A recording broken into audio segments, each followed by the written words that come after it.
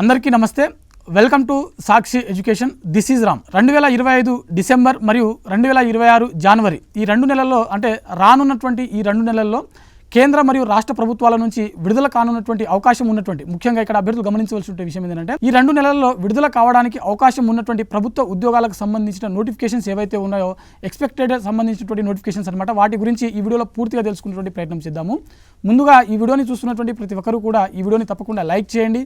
అలాగే మీరు ఇంకా సాక్షి ఎడ్యుకేషన్ యూట్యూబ్ ఛానల్ని సబ్స్క్రైబ్ చేసుకోకపోతే ఇప్పుడే సబ్స్క్రైబ్ చేసుకోండి.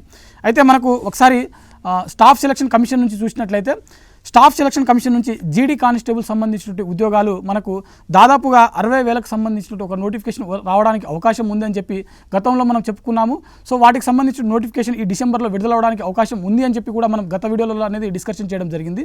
అయితే మనకు ఆల్రెడీ డిసెంబర్ 1వ తారీఖున మనకు 25,000 పైచిలుకలతోటి ఒక నోటిఫికేషన్ అనేది రిలీజ్ అవ్వడం జరిగింది. సో దానికి సంబంధించినటువంటి నోటిఫికేషన్ దరఖాస్తు ప్రక్రియ ఏదైతే ఉందో ఇప్పటికే మొదలవడం జరిగింది. అభ్యర్థులు ఆ పోస్టులకు దరఖాస్తు చేసుకోవచ్చు. అదేవిధంగా మనకు ఏపీ ట్రాన్స్కో మరియు జెన్కోకు సంబంధించినటువంటి స్కమ్ల నుంచి మనకు వచ్చేటువంటి నోటిఫికేషన్ ఏదైతే ఉందో ఇందులో మనకు దాదాపుగా 2,500 జూనియర్ లైన్మెన్ మరియు అసిస్టెంట్ ఇంజనీర్ సంబంధించినటువంటి అంటే ఏఈ సంబంధించిన పోస్టులకు ఒక నోటిఫికేషన్ వచ్చేటట్టుగా మనకు అవకాశం కనిపిస్తూ ఉంది. సో ఇంకా నోటిఫికేషన్ విడుదల కాలేదు.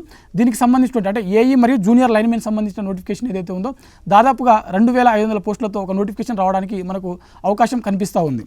అదేవిధంగా మనకు తెలంగాణ నుంచి సేమ్ ఈ కరెంట్ డిపార్ట్మెంట్ ఏదైతే ఉందో దీంట్లో మనకు టీజీఎస్పీడీసీఎల్ నుంచి అదేవిధంగా ఎన్పీడీసీఎల్ నుంచి అంటే నార్త్ సౌత్ 2 జోన్లు ఉన్నాయి ఇక్కడ మనకు. సో దీంట్లో కూడా మనకు జూనియర్ లైన్మెన్ సంబంధించిన ఉద్యోగాలు ఏవైతే ఉన్నాయో దాదాపుగా 5,400 పోస్టులతో ఒక నోటిఫికేషన్ రావడానికి మనకు ఒక అవకాశం కనిపిస్తూ ఉంది. అదేవిధంగా ప్రస్తుతం మనకు తెలంగాణ రాష్ట్రంలో ఎలక్షన్ కోడ్ అమలులో ఉంది. అది స్థానిక సంస్థలకు సంబంధించినటువంటి ఎన్నికలు అనమాట. సో మేబీ మనకు ఈ ఎలక్షన్ ప్రాసెస్ కంప్లీట్ అయిపోయిన తర్వాత మనకు ఈ నోటిఫికేషన్ అనేది విడుదలవ్వడానికి అవకాశం మనకు కనిపిస్తూ ఉంది.